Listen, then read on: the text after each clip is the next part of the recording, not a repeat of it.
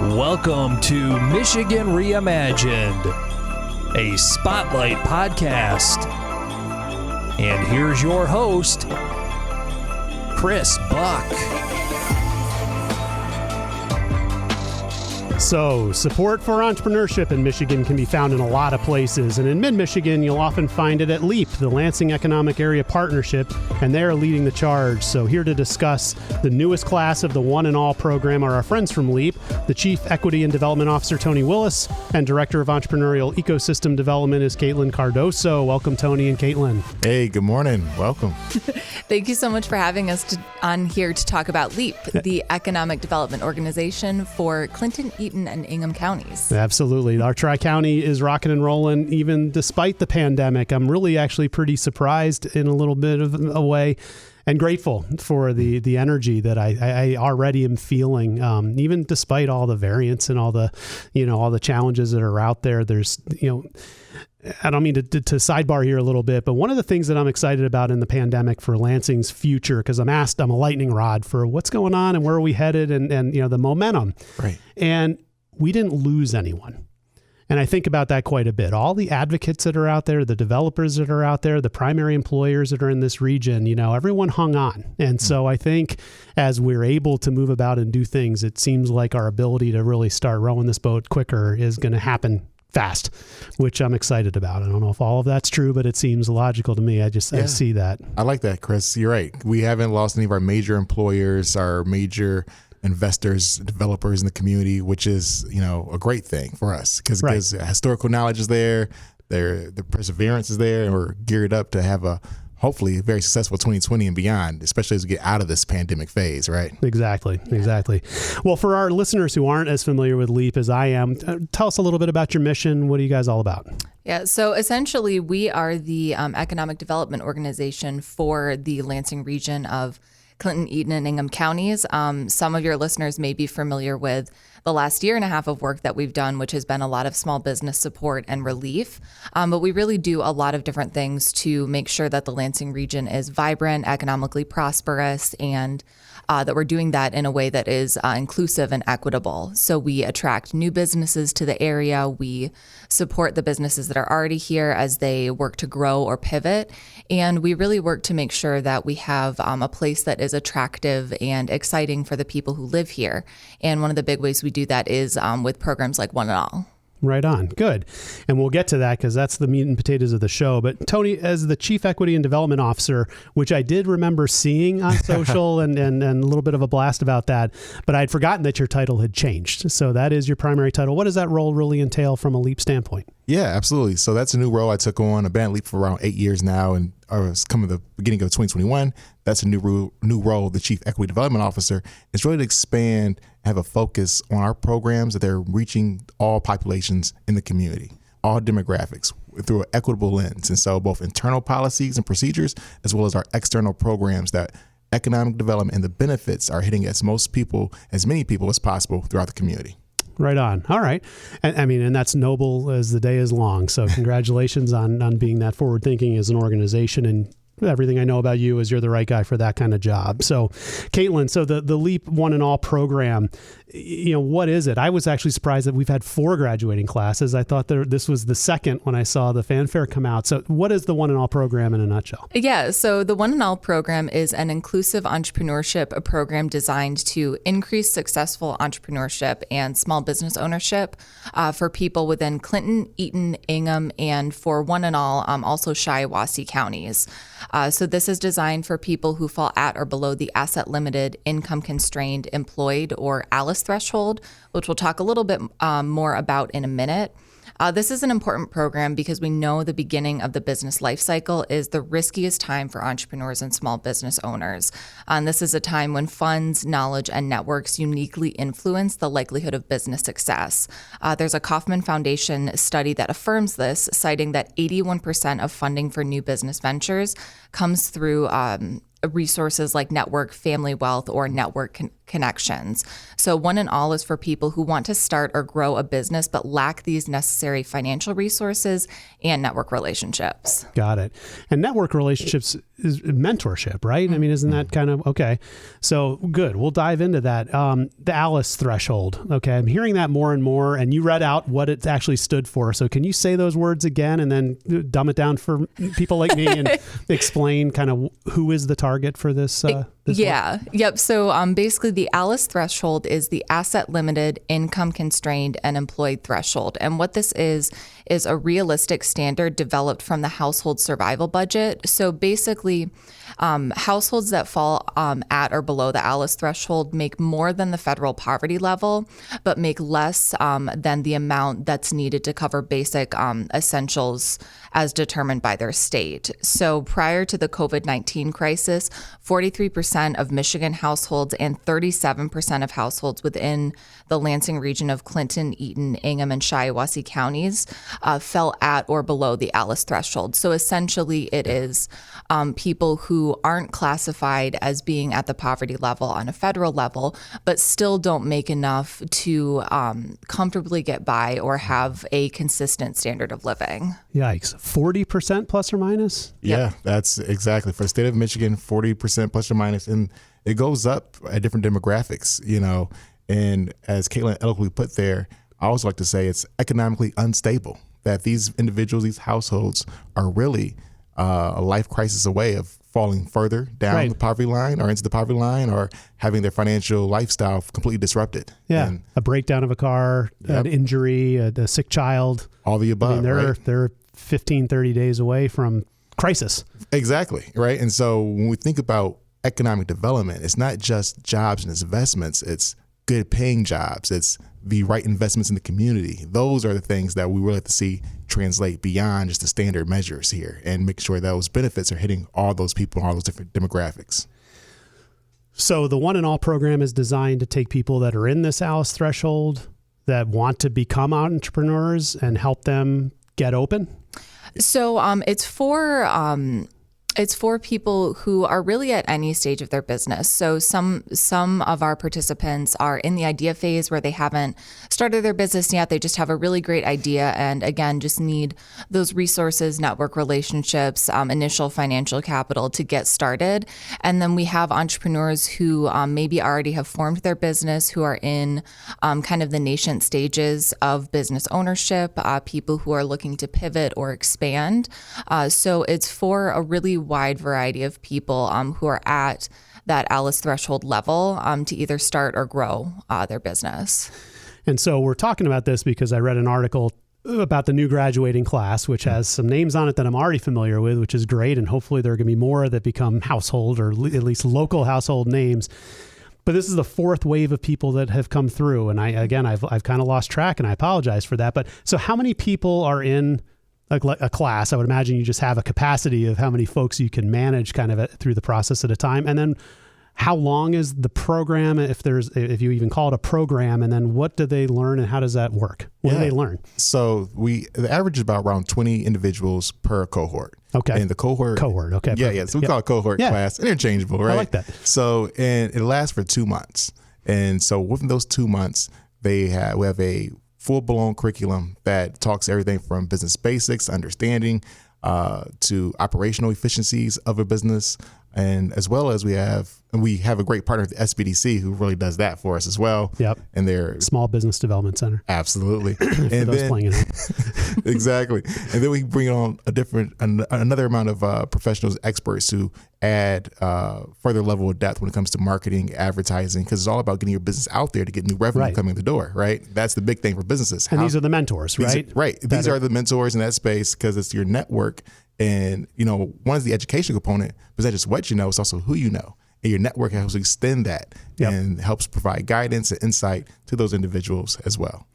And so this show really is all about vibrancy and small business really for the most part, but that's the biggest thing, right? I mean, so these small business owners are great at something. And then to turn it into a business is a whole different set of skills that need to be done, right? And the one I always go back to is a cook, a chef. Mm-hmm. It's like, okay, I love cooking. I've developed this great ability, and I can put a great plate of food on the table that someone would probably pay me money for. So let's go open a restaurant. But how do you negotiate a lease? How do you how do you get a sign? How do you hire people? How do you manage inventory and supply chain and just, you know, all of the things that go along with that? All of a sudden, it's like 97% about running a business that you are ill-equipped for, and 3% of actually doing what you got into the business for anyway. And obviously, you don't want those percentages to be in that realm. Yeah. But what you're talking about is finding people that have that idea or that ability, whatever it is, whatever their deliverable is, right, and giving them the support to handle all the other stuff that goes along with really running a business. Absolutely. Right, Katlyn? And, you know, you would probably give more insight about the mentor program for this, right? Yeah. How are they picked? Yeah. So we are actually currently accepting applications for mentors for the program beginning in late January 2022. At the end of the show, we'll talk a little bit about how you can learn more about the program and connect there. But mentors are essentially they're kind of like prominent people within the region, people who have established successful businesses, industry leaders, people who really have a deep knowledge and level of experience within the realm of business ownership and doing things successfully when it comes to owning and running a business. Many are entrepreneurs themselves, and really what the mentor aspect of the program is meant to do is become a permanent part of our participants' support system. So they meet with their mentors generally weekly or biweekly for the 8-week duration of the program. But then those meetings continue kind of at a lesser frequency after the program. So that becomes someone that our participants can consistently turn to as they run into challenges, as they want a renewed perspective on like a problem that they might be facing. So it really can be anyone. It can be you listening to this podcast right now. Right. Okay. So I think about this, and you're going to have these volunteers that are going to be the mentors, right? Right. And then you've got the people in the community that have applied to become part of the cohort as the students, right?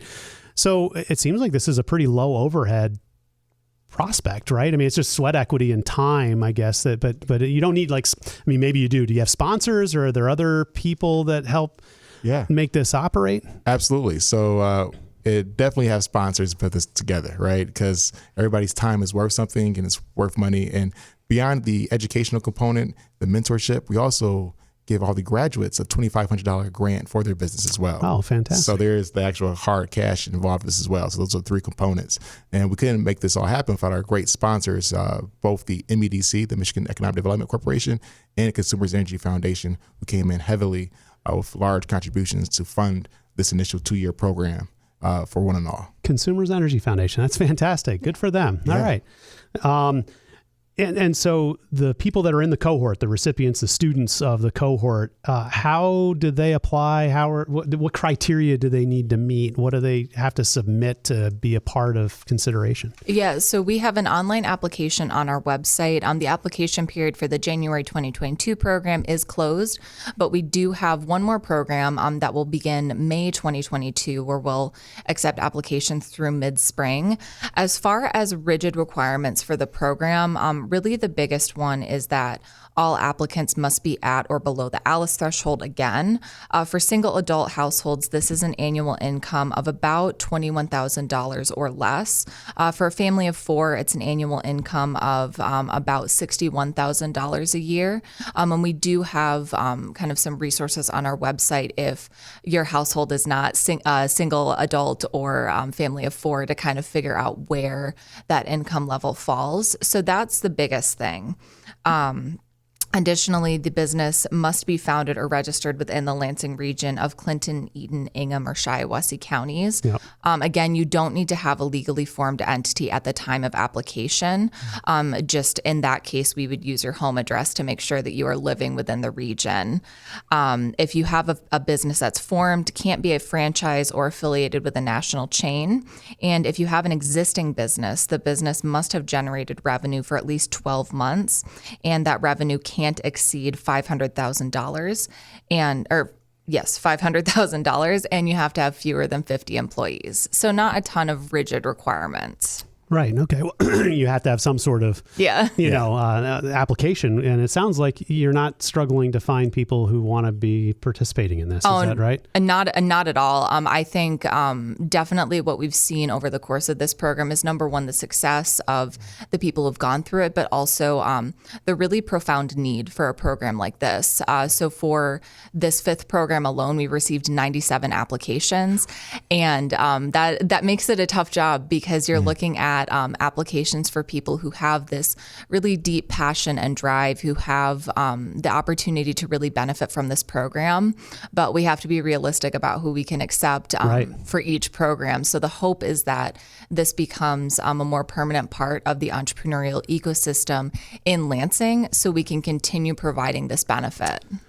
Sounds like a home run, and as long as you can keep the funding going, it seems like you could never end. Right? I mean, right. You're going to have new generations of people that are going to need this service. I mean, this is fantastic. No, thank you. Yeah, and that's our goal. With our goal is to, we have great sponsors right now. We have their continued support. Look for other ones to make this program a long-term staple of the things that we offer at LEAP to better the community. And you mentioned, Chris, a couple of highlights and the success stories. Just this past Sunday, we had one of our graduates, they're from cohort 2, Tiffany Norday with Dancing with the Nordays, which is they have a program called Rock the Block in the Business, which is ballroom dancing, Zumba instruction, hip hop dancing, all the above. And they've been doing this pop-ups throughout the summertime and beyond. And they actually have their own space now in Reeltown. Oh, nice. So yeah, right, Reeltown, across the street from BWL headquarters there, dance studio.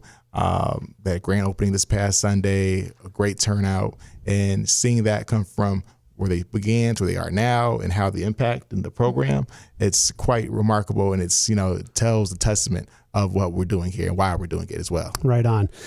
I just have to ask, so, results, granted, you've gone through this cycle now 4 times with 2 more left in the queue, but you have to assume that maybe some of these folks aren't going to make it. But what kind of results have you found, say, from cohort 1 and cohort 2? I mean, how does it work out? Yeah, so we are really proud of the preliminary results we've seen from our first 4 programs. So we conduct a biannual graduate survey, and we've seen household incomes are steadily and significantly increasing post-graduation. Out of the first 4 programs, 51 new jobs have been created across the region, and 83% of our graduates have formed their business as legal entities. 83%? Yeah. All right. Yep. Yeah. Giddy up. And and kind of some more just brief testimonials of other graduates who have made some significant strides in opening brick and mortars and receiving a kind of recognition on a regional level. We also have Deanna Ray Brown, who people may know from the Everything But Cheesecake food truck. Yep. She is going to be opening her first brick and mortar store in South Lansing in early 2022. Kylie Pond of Shopping with Kai, which is a personal shopping service, took home the top prize in City Pulse's Top of the Town in the delivery service category.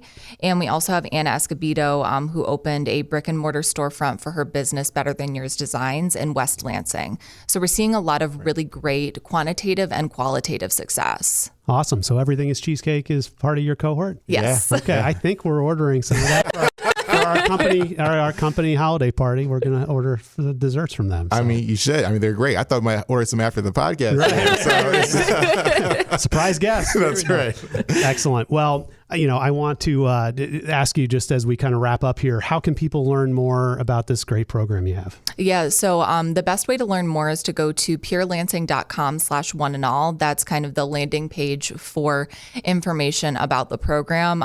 There, listeners can learn more about applying to be part of the program. They can see profiles of all of the graduates who have gone through the program. They can see information about all of the mentors for each of these cohorts. They can also apply to be a mentor if they're interested in engaging that way. That's going to be the easiest way. They can also contact me, Katlyn Cardoso, at 517-243-0679, or my email is Katlyn@purelansing.com. That's KATLYN LYN, no I, no E.